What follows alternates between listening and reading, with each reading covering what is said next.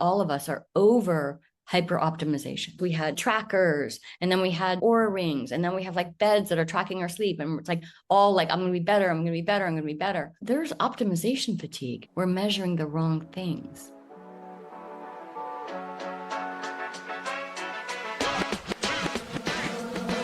Welcome to Actual People, a podcast hosted by me, Chauncey Zalkin, dedicated to meaningful conversations about the evolving landscape of our lives and the power of our own creativity and imagination to make magic.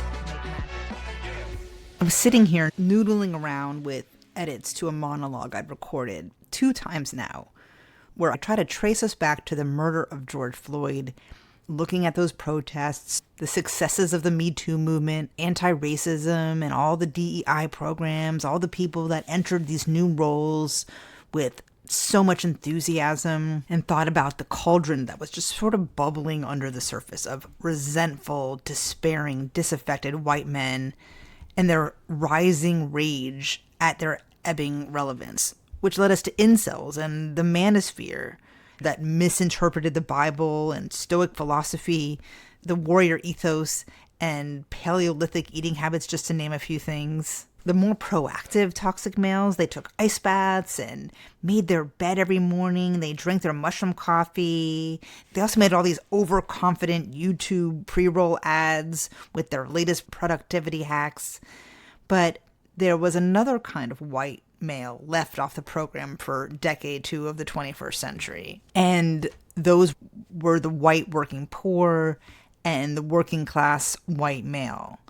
They lost their roles in the family, in the job market, and along with their wealthier counterparts, women stopped idealizing men as princes that were going to rescue them. All men sort of fell from grace for women. And even now, I'm thinking through all this and I'm getting bogged down trying to find the reasons why we are where we are in this time in history. You know, we got this guy out of office, but somehow alienated enough people with trying to change things that we allowed him to come back. We did not include everybody in the conversation, and it was too scolding. This is what I think. And so people rebelled. It was about changing lives for people who were most affected by the power structure. But you need to be inclusive of everybody when you're trying to change the world, even people who have historic advantages. The population in this country has shifted and become more diverse. Their power has waned because their relevance has waned. So they're like, wait a minute, and they pulled all the stops and they created like a Pete Hegseth. Pete Hegseth is sort of like the monstrous embodiment of this cauldron of rage. If you follow my TikTok, you can see some of my impressions on the day-to-day circus. So maybe I've run out of words. It's hard to turn away. I just read somewhere that you should never put your back to the ocean because you never know when a huge wave is coming. Likewise, I think we should look clear-eyed into what's going on in our country. We can't sweep it under the rug, but at the same time, we should not forget our immediate surroundings that ground us to the here and now. And I thought about that this past Saturday evening. My daughters had made a new friend at school in 6th grade. They had her over, and then another friend that they've known since kindergarten, who's also friends with this girl, was coming over to spend the night. And the 4 of them and I walked over to the neighbors next door who were having a birthday party in their backyard for their 6-year-old. And they set up a projector and a huge blow-up screen, and they were playing My Neighbor Totoro. And there were kids out there as young as 3 years old running in the dark. They had these glow-in-the-dark bracelets on. People were in the cul-de-sac on their scooters and bikes and with soccer balls. It was this idyllic scene. I was in the backyard looking at these kids that were so young, and I realized they'd probably never seen the night sky before. They were just vibrating with excitement at the stars in the sky and the darkness of night. And the adults were all on blankets and in chairs and talking, and the whole neighborhood was a part of this. And I just felt really lucky that I was part of this little corner of the world where people care about each other and there's really no strife in my neighborhood. We all basically share the same values. We're culturally different, but we are all good people. So even while I'm thinking too much about the Orange Man, and it's taking up way too much of my brain space, and my serious nature has me constantly turning over it like a puzzle in my mind, I know that I actually also exist in this place and time in my little spot of the earth, as do you in your spot of the earth. We need to keep that perspective. This administration has been so much of our focus and fears that I'm thinking, what about all the other stuff that used to go on?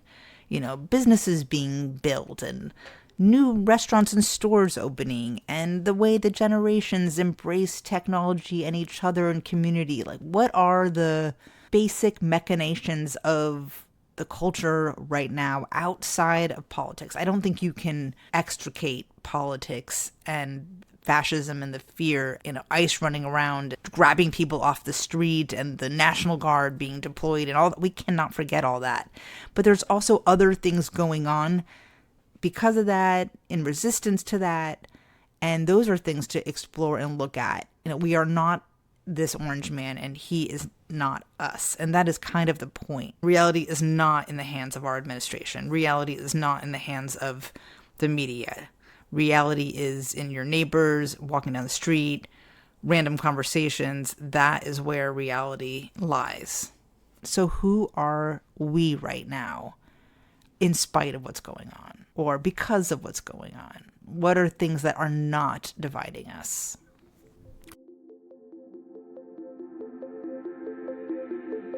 Today, I'm sitting down with futurist Lynn Casey.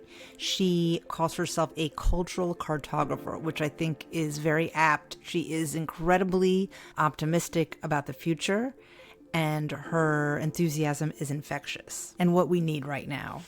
In her work, she's responsible for advising on the directions that we are going in culture now that we are in this time in history. I wonder what it really means for the way we build businesses and the direction businesses are going in. Am I alone in feeling that consumer products and consumer businesses are less relevant than ever? Or am I just preoccupied with what's going on in this country, but business is still running as usual? I'm not completely sure.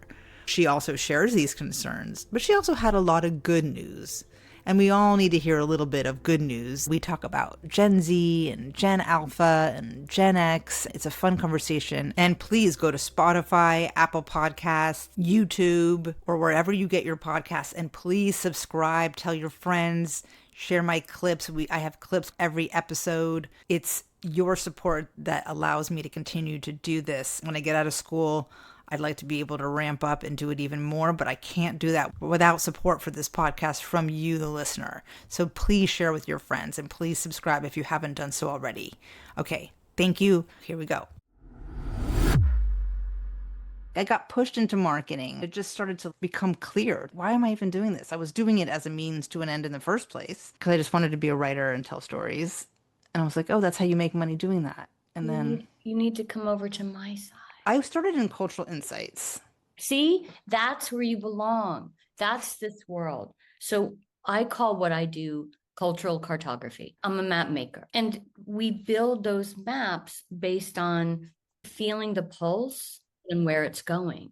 And if you started, Chauncey, in Insights, it's really like therapy. It's really about listening. So when did you feel the most turned on with work? When I was in my 20s, walking on the streets of New York and writing and observing things and writing them down. The podcast is the grown-up version of it. I had a blog, and I took all these street style pictures, and then I mean, that stuff I loved. I loved it. I love what you do. We're the same person. And I'm serious, Chauncey. Like diagnosing the culture, like trying to understand what the fuck is going on. Right. Harriet the Spy, looking in the windows, tapping on the doors. And I think a big part of the work is sitting in the silence, the things that aren't said as much as what is said. And what I would argue is that the qualitative part of the work is becoming increasingly more important, because the quantitative is going to be taken care of. AI is going to just munge right through that. Once upon a time, all research had to be primary. Like we had to commission studies. Now there's such a wealth of information out there. You can start to build your understanding on a platform of what's already there. But at the end of the day, in order for anything to be universal, it has to be personal. Right. It has So to have tell a human story. so I currently live in Los Angeles. I was born, raised, like New York is in every fiber of my being, and it sounds like you too. It doesn't leave you. Los Angeles doesn't have that street culture, but you live in a major city where you can observe things that are going on. I live in a very vanilla city that has no cultural nothing, but Where do I'm you a live? single mom. I live in Raleigh, North Carolina. Okay, I got it. I actually go to Raleigh a lot. You do? We have to get So together. Why do we you come will here? when I'm doing qualitative research, believe it or not.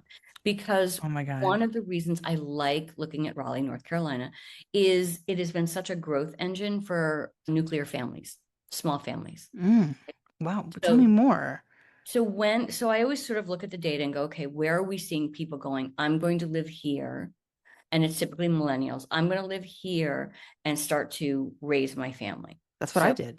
right. So it's ticking all the boxes. There's work, there's relative affordability in terms of housing, ease of commuter access.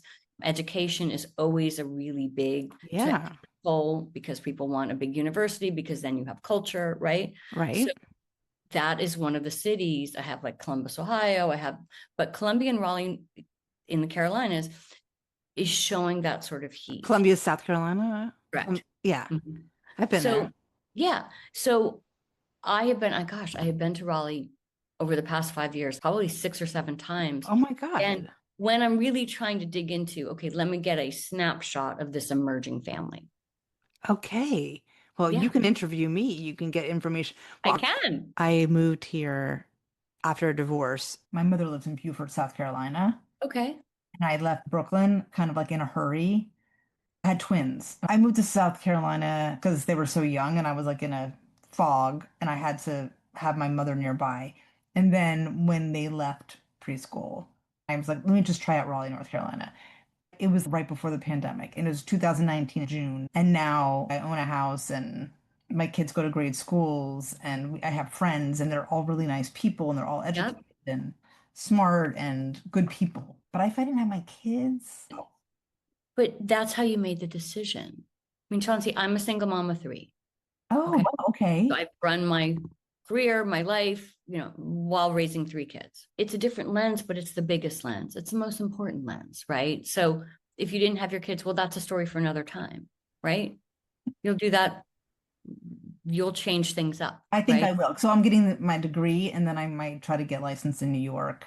Yeah, but we do the best we can where we are, right? With what we know. And so you made excellent decisions. It's a beautiful place and it's a mecca for young families. So you've got that sort of community support, which I think is one of the things we're all looking for. So I mean, Yeah. check. You sound like a therapist. You're very empathetic. I have a little expression, I will share it with you. We all talk about empathy. We all need empathy. Empathy doesn't exist by itself. Empathy is part of an equation. Okay. So curiosity, I'm curious about you. I'm interested in you. Plus vulnerability. I'm going to exchange a piece of me. I'm going to open my heart up to a certain degree so that you can meet me equals empathy. Curiosity plus vulnerability equals empathy. I'm interested. I'm curious. Tell me more. Mm. In order for you to trust me, I have to give you a little bit of my story. Hey, I'm a single mother too, raised three kids. I don't even need to tell you what that was like, right? Mhm. Yeah. Now we have Awesome. empathy. You have connection. When you come into psychodynamic therapy, you're coming into it with a sense of awe and curiosity. You're excited by people. I want to get to know people. What is this country if we don't have diversity? Why would you want a country where there's all just third generation Western Europeans? Like that's Exactly. There, where's the friction? Where's the yumminess, right. How are people right? interacting if they all are coming from the same thing? If you look at the places where there's the most fertile growth, it's always at the intersection of two different biomes. So if you look in Africa, where the jungle meets the savanna, that strip, it's the most, Fertile. yes. If you look at the delta, look at where the river meets the ocean. It's those intersections of opposite forces that create that diversity, that create new life. Like Yeah. go all the way back to the Silk Road, right? Mhm. Ports. There's a reason New York, San Francisco, Los Angeles. There's so much excitement there because of the diversity, because of goods and services and people coming in and intersecting with each other. Yes, that's what I miss. Yeah. But Like, on a plane and you can go get that. Right now, you're making good choices. You really right, are. I know, but I grew up in Miami. So yeah, Talk about diversity. I always had that kind of diversity. That's what was so interesting about New York. I never was interested in the white culture in New York. But anyway, let's go back a little bit. I want to know more about you. Tell me about your background. Tell me about what your career is. I typically work with companies who come to me because they need to do a little wayfinding. They're like, hey, I need to lay the land. Like, what's happening? What do people want? My background, I was in advertising. I was an account person, Madison Avenue, running around, doing the thing. I always wanted to get to why. Like, why do we long for the thing? Why do we desire what we desire? What are the Yeah. outside forces and the internal forces that create that desire inside of us? What is it we're longing for, right? Human beings Yeah. long for things, and to track that and to understand that is really to understand humanity. Mm-hmm. Totally. So I started to really bring that into my work in advertising, and had a blast with it. Moved to Los Angeles. I, like you, have an ex-husband, Mm-hmm. and he took us through work to LA, and I was like, New York, LA is just like New York laying down. Not true. But anyway, was here for a little bit, ended up as a studio executive. So I ran marketing for Paramount Pictures television division. Mm-hmm. Wait, how did you go from advertising account services to that? I want to know. I was running new business for a small agency out in LA, and we were invited to pitch. They were launching a new television division, and they invited us to pitch. It was a very hot creative shop. We won the pitch. So I was interacting with the studio a great deal. I mean, it was over there more than I was at the agency. There was a lot going on. And their head of marketing left, and they were like, oh, do you want to do that? And I was like, sure. Yeah, that's great. Well, and in my mind, Chauncey, I thought, gosh, if advertising is so fun, and I still think it's just one of the most exciting things you can See, do. I don't agree. I don't like it. Yeah. Oh God, I loved it so much. I I like the things I did, but not for wh why I was doing it, if that makes sense. no, it does. And the culture of it was oppressive to me. Okay. I was really fortunate, like especially that last agency I worked at, it was a really tight band of extremely creative people. And Hmm. our whole goal was to create experiences or creativity, Oh opportunity, yeah, that's great. right? I And love it that. wasn't, yeah, it was, It's all about that. I mean, I'm talking about like, the top-down male CEO type of boss yes. that's I've had agencies where I got really bonded to my peers, Yeah. but I had a lot of troubling experiences with misogyny and Oh, it's real. yeah. So It's, that is I have that, and I was not a creative. I was a brand strategist. I was an yeah. account planner Mhm. and which was undervalued at most agencies. Yeah, it's true. It's sort of like write us the brief and, let us Yeah, get and get out. yeah. I've never had this experience before. I probably never will again, but it was like 25 people. We all were so focused on doing great work, and there was like kind of no hierarchy. It was a place for grown-ups. If you came in at 10 o'clock, I wasn't like, oh, Chauncey came in at 10 o'clock. It's like I figured you were doing whatever you needed to do. And Right. That's how it should be in work, I think. It's about the deliverables and the dynamic, not about your butts and seats. exactly, what is it? What do we need to get it done? This was way back in the 90s. I was able to get flex time. I said, the only way I can do this is I need time home with my kids. I'll have my computer, I'll have my phone, but like we have to make this work, right? Yeah, okay. That's great. It was an amazing place. So my thought was, if agencies are cool and amazing and we get to do all this great stuff, oh my God, the studio, twice as many toys, bigger sandbox. Um, it's a really big business with really, really big risk factors, Hmm. and a lot of fear. And I was used to being pretty freewheeling and Yeah. this big job and the golden handcuffs and all this stuff. I was so unhappy, and I kept wanting to quit. I'm like, I'm just not grateful. I just need to be more grateful, right? I worked at Crispin in its peak Yes. era, and it was Yes. like the dream job for someone Yes. else, not me. And I was like, why can't I be more grateful? I had the same feelings. I left New York to go to Miami for it. I Yes. had grown up in Miami, so it felt like that horrible Oh, nightmare where you have to go back to high school. That's how it felt, where oh, it was considered like the coolest place to work. And I was just totally. not happy. I went back to New York. Yeah. It was hard to get out of the career of branding and marketing to really face, is that really me? And then be humbled by the fact that you're going to have to be a beginner again. That's tough too. But Chauncey, the only path worth taking is a path that's lit up by your heart. It's the only path Totally. we're taking. It's the only reason we're here. And it's weird how that is kind of hard. Even though people who are intuitive. I had people like, don't you wish you did this sooner? I'm like, I would have never done this 1 minute sooner. It was only when it hit me. Things happen when they're ripe to happen. Yes. Yes. Mm. All the events that preceded were necessary to get you to where you are right now. Yeah, absolutely. I'm going to write a book someday called The Outliers. And what it's going to be about, not Malcolm Gladwell's one, what it's going to be about is the people like Anthony Bourdain, Richard Branson, Madonna. It's like the Hunger Games. They're like, oh, I want to do this. And we go, we don't do that here. We throw them inside the castle gates. They have to run around in survival mode.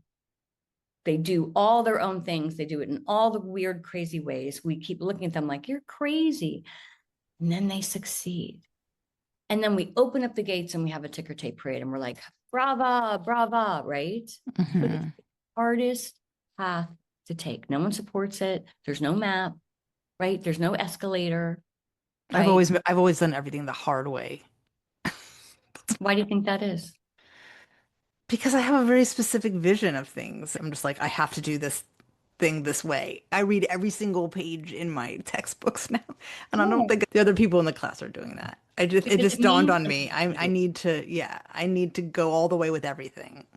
I love that. This podcast, I edit it, and people are like, "Why don't you get an editor?" I'm like, "No, no, no, I need to because I am crafting a story. Yes, I that's what need to do you it," which do. is not the best. There's economics about doing things in a shorter way that I'm not really great at. No, but you value your craft. Yeah. And if And I I was at a network before I made this decision, I was like, how do I get to LA? Because I'm a writer and I wanted to do what we do. And I'm like, how can we do this to help build stories for these studios? This is an idea I had like for years. Like, that's what I really want to be doing is informing cultural and human insights for building stories and acquiring scripts. But I never could figure it out. But I love storytelling and I love LA for that. I love when I like go into a coffee shop in LA and there's somebody writing a script next to me or developing ideas. I work at a co-writing place called The Office. It's all screenwriters and it's Yeah.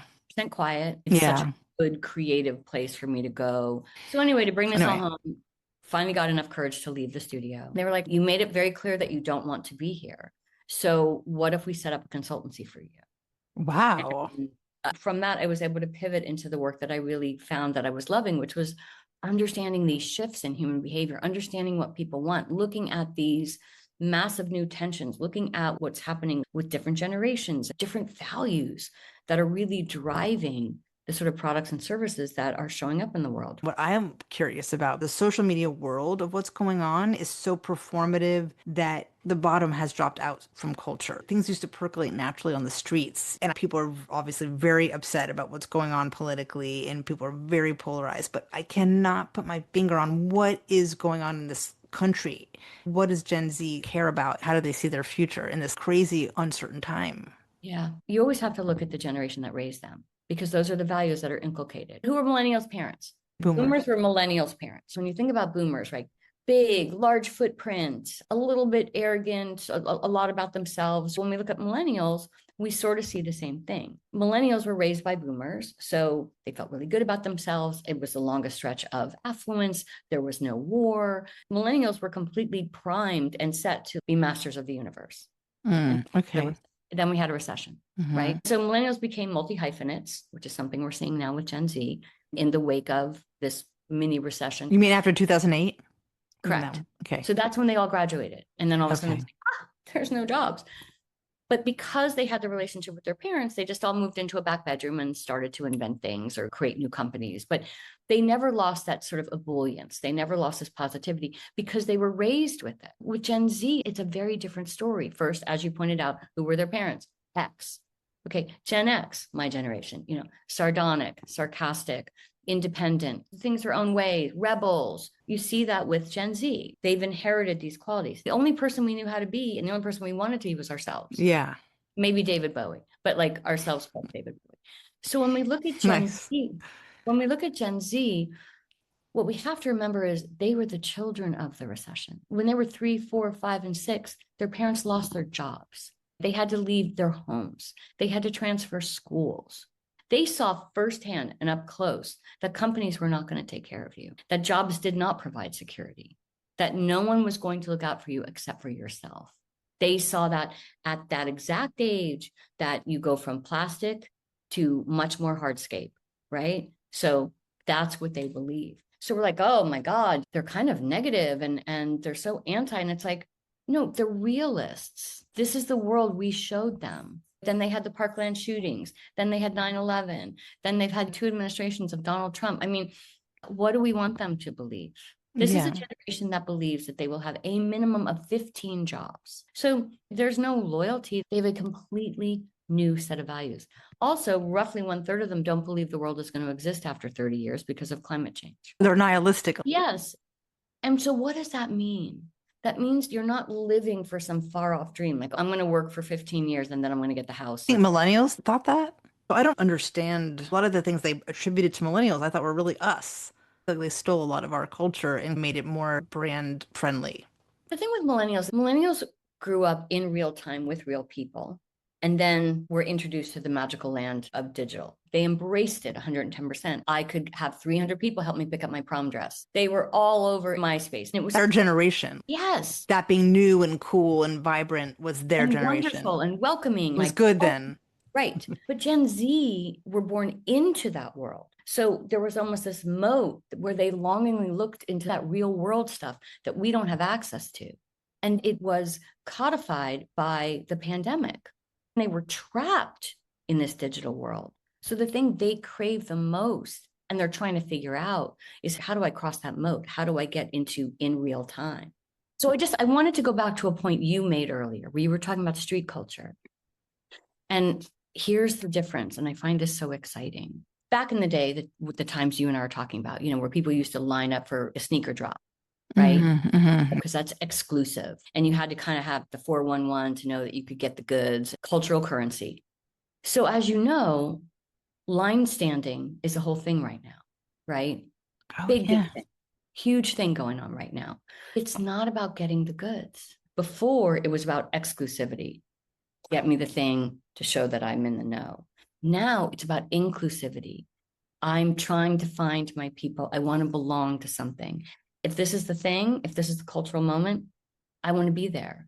But isn't it the same thing? Sometimes I go down these little forays, especially recently for some reason on fashion and street style. There's all these streetwear brands that have very shrouded, strange. They look like regular street brands we always had, or any sort of sportswear, but there's some weird phrase or something just very subtle. Aren't they doing this also so that they feel like they're in the know and they're included and there's a secret code in a language?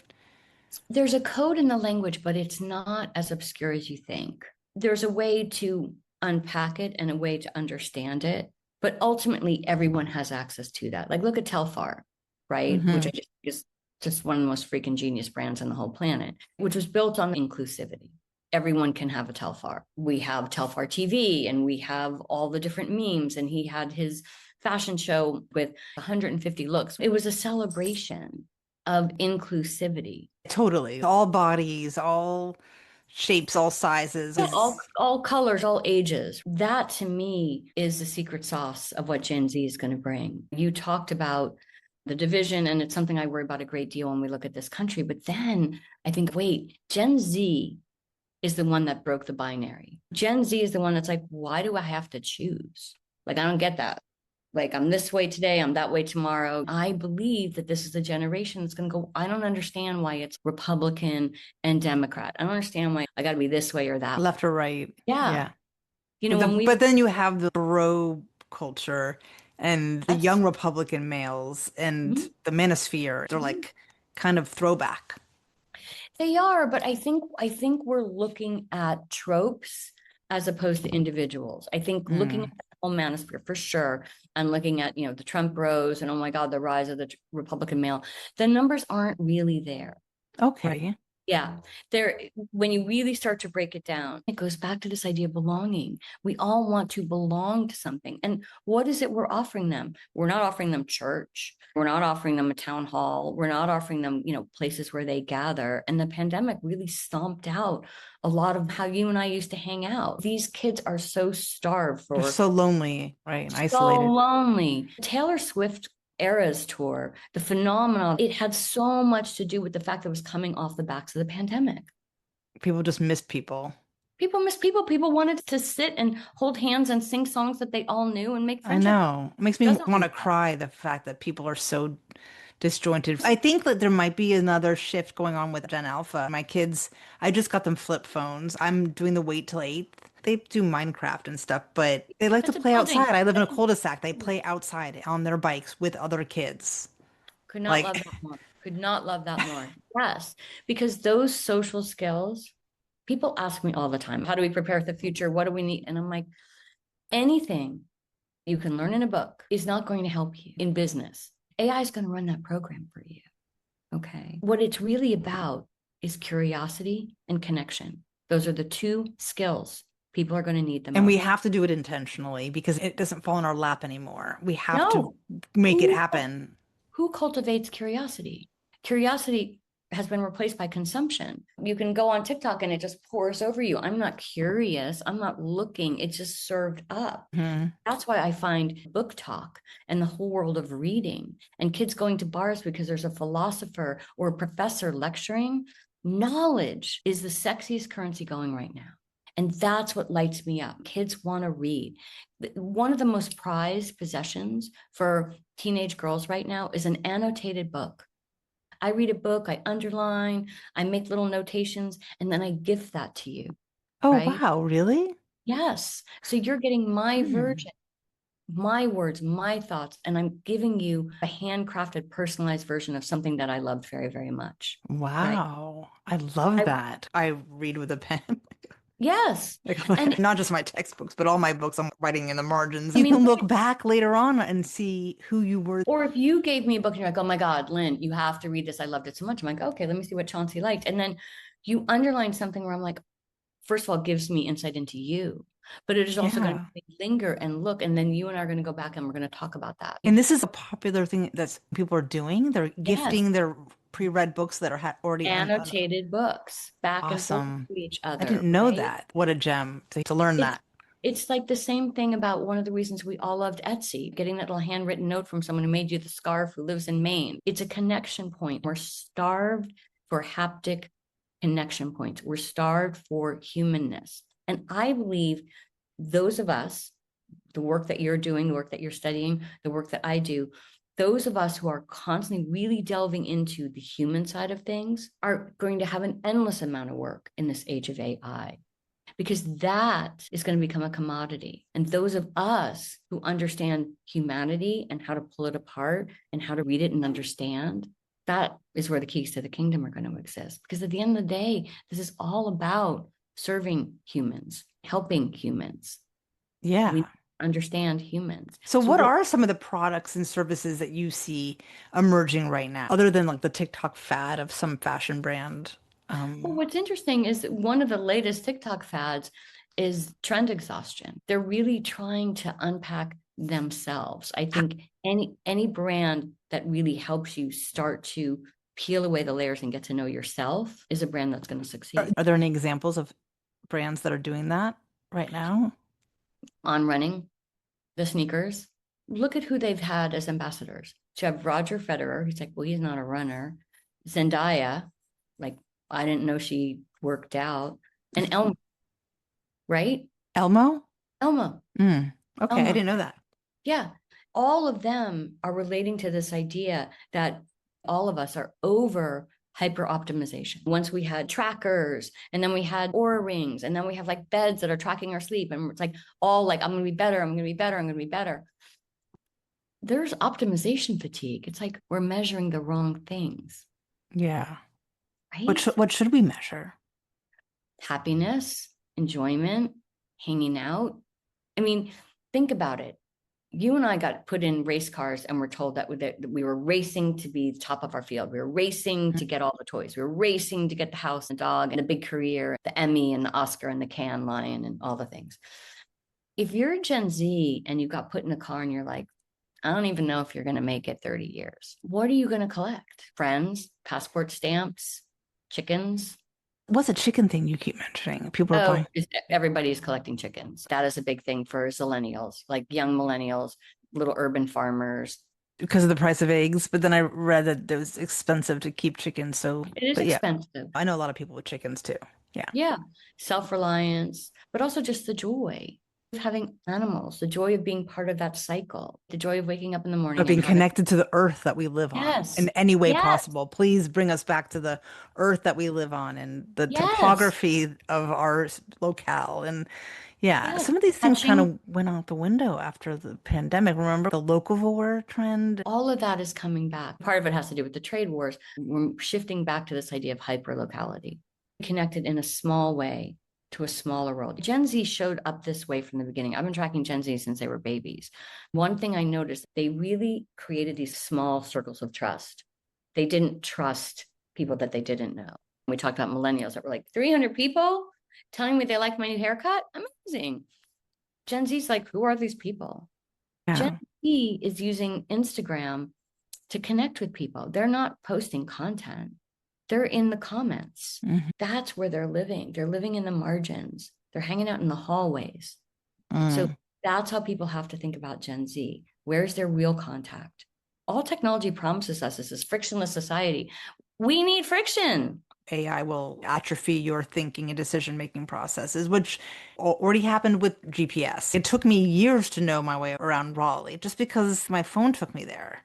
You don't know people's phone numbers anymore. Remember when you knew everyone's phone number? I Like know. It's so funny. I still remember my home phone number. that's why I'm glad I'm back in school. I have a very strong need for cognition. I think it always was strong, but now I'm always needing to cognate. I'm always needing to read something or learn something. It's almost like a compulsion. I like to know stuff. Every Gen Z will tell you, I want to learn something new. I want to acquire new skills. Now, part of that's because they know they're going to go to 15 other jobs and they want to leave with a new arrow in their quiver. But they are so hungry to learn. I mean, look at how YouTube has blown up. Teach me how to make food. Teach me how to raise chickens. Teach me how to braid hair.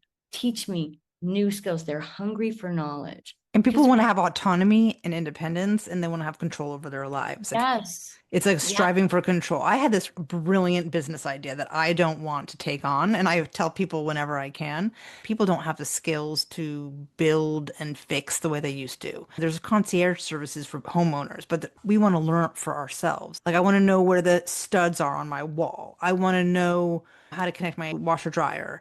Those kinds of things, having a skilled person come to your house and give you a tour of what your house is. You're going to need to do your gutters at this time, the colors that look good with the light that comes in a certain way. Having Zoom lessons, a packet of them that you can tap into to learn specific things. YouTube is great, but it's all over the place. If you want to keep up your house, develop your house, how to add value to your home, that is not knowledge that is easy to come to. And I think it would be a great service to have a homeowner's app guide where there's a personal one-on-one real-time lessons, but also videos you can tap into. Like, I why love hasn't anyone done this? you speak very much the zeitgeist of the time and place. Once upon a time, it was DIY, do it yourself. Then it was, actually, just do it for me, right? Hmm. Now it's do it with me. Yes. Okay. One of the biggest trends I see blowing up across the country is you sign up and once a month you go to a meeting place and you're going to arrange flowers, you're going to make stained glass, or you're going to make a table. But people want to make things with their hands. To your point, they want to be shown how to do it in real time and do it with other people. Yeah. I feel that craving. That's who you are. That's your curiosity. I want to touch on one other thing, spirituality, Mm. right? So one of the things is this major popularity of astrology. You look at the Chani app, Chris Corsini, you look at all this ideas of like, look, the world doesn't make sense anymore. And I don't have organized religion per se. So horoscope apps, astrology apps, new moon ceremonies Pagan ritual, witches became popular become again. super. There was that whole scandal that happened where that woman bought a love spell on Etsy and then the witch outed her to the guy. And so she made a video about it and it blew up on TikTok. There were like 2 million people who were like, what? People are buying love spells. People are putting their faith in astrologists. We feel so out of control in the world right now that we want to believe that something bigger than ourselves is actually mapping where we are going, that somehow, somewhere, this is actually making sense. Hmm. And We just need to read it. I also think it's because we have our roots in this ancestral pagan act, Right, looking at the absolutely. stars and interpreting the stars in 300 BC. Foraging off the land and Right. understanding our physical space. So there's something that feels like I'm connected to something so much bigger than this manic time and place. I'm relying on something that generations of other humans have relied on, and it makes me feel safe and it makes me feel cared for. Do you personally feel that way? Does that drive you? Because it drives me. I'm a big fan of spirituality. What I find interesting is people are using ChatGPT for a lot of this sort of life coaching and spiritual coaching and guide to my soul purpose because we're desperate to have someone tell us about who we are and where we're going because the stuff that's out there doesn't make sense. I know that whenever I'm at a crossroads in my life, I go to tarot. So popular right now. So that is a trend I find really, really fascinating. And Gen Z is really, really holding that close. You know, spiritual circles, new moon rituals, full moon rituals, tarot, all the things. The solstice. I love that stuff. I always have. And it makes so much sense because we want to believe that there is a plan. You know, the first horoscope column appeared in a newspaper about 2 weeks after the Depression kicked off, Wow. 1929. So again, in times of turmoil, times where the world stops making sense, we by nature look to the stars. I wonder if there's more interest also in space, in the universe too, more like the science of it. I'm very interested in that. I always follow everything that has to do with like black holes or any new scientific development because it's also finding your physical space in the world. Anytime there's a time of uncertainty, you're going to be looking deeper into the meaning. Look, I don't think there's any coincidence that we're seeing this explosion of AI. We have this huge portal into everything human beings have ever known. That's a massive universe of ideas and understanding and opportunity. At the same time, we're seeing a huge curiosity and experiments with psychedelic drugs, all these things which expand our consciousness. I picture it like an hourglass. We're here and we're feeling compressed and squeezed, but we have this AI and it's opening all these new ways of thinking and this access to all of the knowledge. And then on this side, you know, you have psychedelics, which offer us this sort of expansive look into who humanity is and how we play in the universe and how vast the universe is. So I don't think it's a coincidence that these things are happening at the same time. We're afraid and we're a little bit lost. Mm-hmm. And that's how you grow, really, when things are tough. You don't really grow if everything is hunky dory, like the 50s during that whole time period. It was just like status quo. It's when Right. something shakes you up. So, what do you think is going to happen with Alpha? They're very young, but I'm No, but curious. they're very young, but I'm so excited about them. They're unlike Gen Z, they're much more optimistic. They are really, really sort of excited. They're so fluent in understanding all of technology and they're being raised. These are the children of millennials. So you have Mhm. exuberance, that optimism, that excitement, that embrace of the world, that sociability partnered with the vast opportunities that technology give us. So I really think it's the best of both worlds, That's so right? funny. My daughters are the most optimistic, positive people I've ever met in my life since 100. birth. I'm like, you guys should be like little self-help gurus. I mean, it's not the things they say, they're just happy kids. And that is going to be this generation. So we have Gen Z being sort of the warriors and the pioneers, and they're carving out this new world, really for all of us, the world that we want, a better world, one that's focused on health and wellness and a degree of socialism. So they're carving out, they're pioneers of this new world. And then you're going to have these alphas move in, these happy, optimistic, really connected communal who are then going to populate that world. So I'm tremendously excited about this. You're very optimistic and hopeful, and I love that. I love hearing that because by nature an optimist, but it is a really foggy time, and I'm afraid because it's not just a foggy time, it's a scary, you know, I'm like trying to find the word for like the brink of, potential collapse It on, is, so but it that's is. scary. Like the But the human rights violations that are going on every day and the let chaos. me leave you with a thought. So 2025 is a 9 year. If you look at Chinese astrology, 2025 is a 9 year. And 9 years things, right? And it's hard. Things break, things fall apart, things burn, right? So you're experiencing really rough things. We're experiencing a decline and a crumbling and a collapse. Yeah. So that's this year. And then you go, okay, well, what's 2026? I'm like, well, that's a 1 year. And you're like, oh my God, thank goodness. I'm like, think about beginnings. Think about your kids learning to walk or even to stand, and you bump into things and you take wrong turns, and 1 years are hard too. But this is all about evolution. We are moving towards something better. I absolutely believe that. I think we have to go through this decline and collapse and the end of things in a really rough way. You just said it. We only learn and grow when things are. Yeah, like I think the Trump phenomenon is the death throes of an old model. Yes. And they're not going gently into this good night. I think about all the suffering that's going on with immigration and human rights. How do we collect all these people and get them back once we get him out? How do we protect all these people? How great is it that this generation that are in their 20s, that are stepping into adulthood, are these warrior kids? They're like, you can't bullshit me. I see what it is, and I see a way to make it better. So I'm excited. It's hard, but you and I chose to show up at this time in this place and space to do good work.